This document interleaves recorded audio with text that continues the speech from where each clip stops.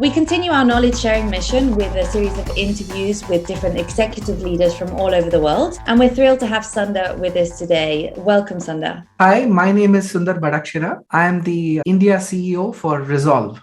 Do you think you could describe the role of a CEO in just one word? I think it is upholding the values of an organization, representing the values of the organization, and using that to drive growth for the company is what a CEO is supposed to mean and do. Because I think whatever the organization makes, like the product that they make or the service that they deliver, the technology that they use, the complexity of the products that they sort of design, the employees that are associated with them, everybody does not have a view to everything that goes on in an organization. The CEO is the custodian and face of all those values that the organization is supposed to espouse. And with that, actually assure all the stakeholders that that is a brand, that is a company, that they should be associating with them and looking at growth for themselves. So I think it is important that the CEO, therefore, is a face of those values that the organization actually stands by. What current challenges are CEOs like yourself facing at the moment?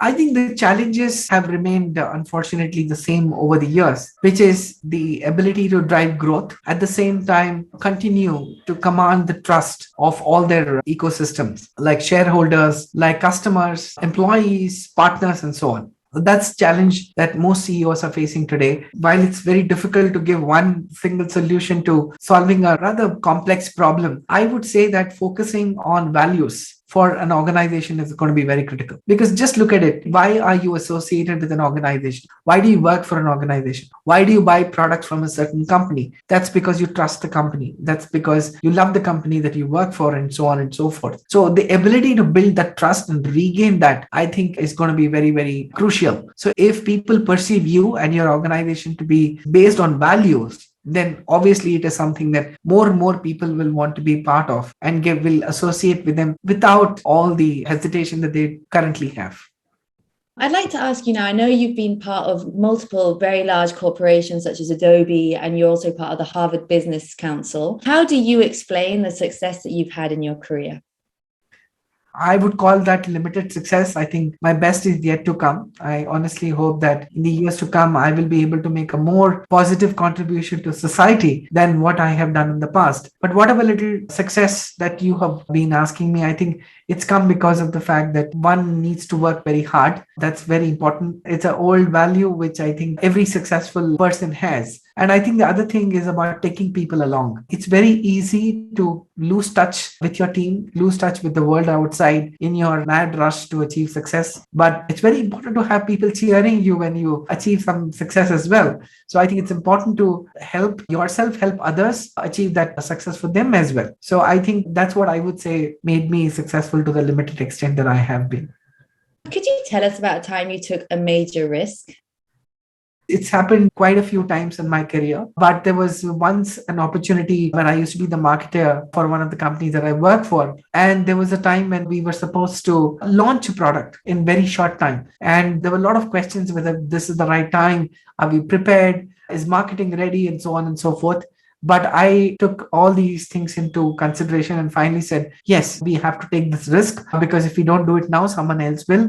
And we do not have another milestone that is there coming nearby where we can actually launch the product. So I don't know how many people really appreciated what I said at that time, but that was a big risk, because honestly, yes, there were very real reasons why we should have considered whether that was the right time. But I'm glad we did. And the product became like a flagship product for that company today. And everything that company does is based on that product. So I'm glad we took that risk.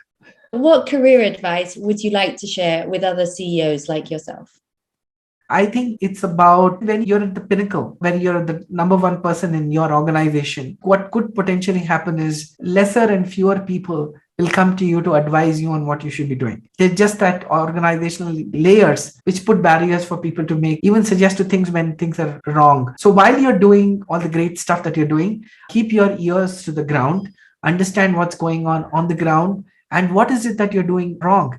And create that environment of transparency where people come and tell you, hey, you've done a great job when you have, and at the same time come walk through the same door and ask you the same kind, what the hell are you doing?